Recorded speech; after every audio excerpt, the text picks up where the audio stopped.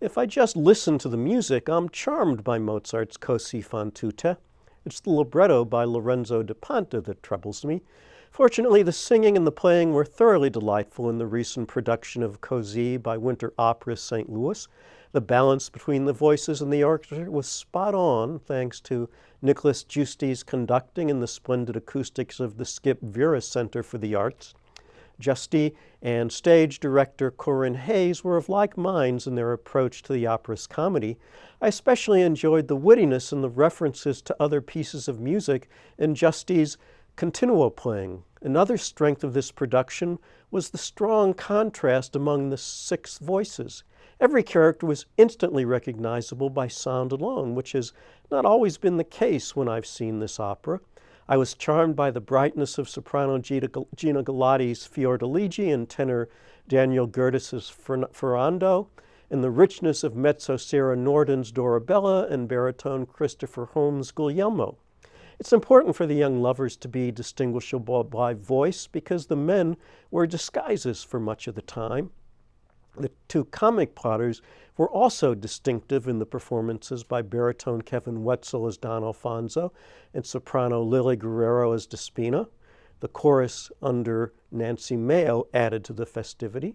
The key element of the plot is a test of the women's fidelity.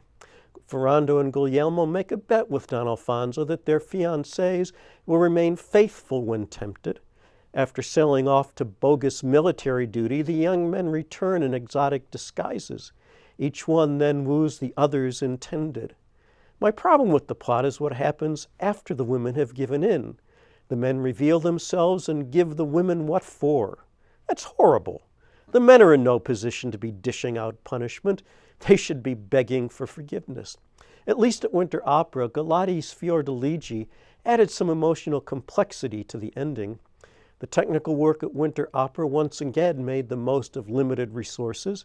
Scott Lobel's scenic design was easily adapted for both indoor and outdoor settings at different times of day with the help of Sean Savoy's lighting. J.C. Krajicek's costumes gave the required exoticism to the disguised lovers. I just wish Da Ponte had given them the comeuppance they deserve. Yes. Well, I have so often found very impressive the work of Scott Lobel and the others doing scenery and lighting and costumes there at Winter Opera. Obviously a limited budget, and I thought this was particularly rich in what we saw, as were the performance and certainly the music. I agree with you about the plot, and I certainly agree with you about the music, so let's hear some of it.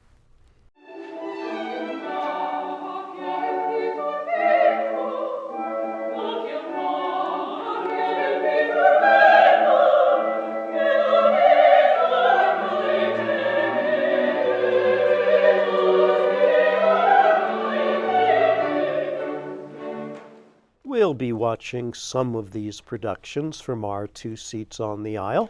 And we'll be watching the mail and the email for your thoughts about theater in this program and for items for the calendar.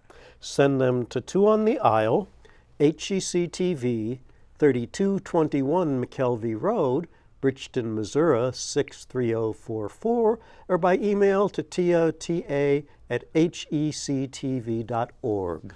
Join Deborah Sharn for more news about theater on the KDHX podcast, Break a Leg, Theater in St. Louis and Beyond. And find more news about all the arts on State of the Arts on HEC TV on Sundays and Thursdays at 7 p.m.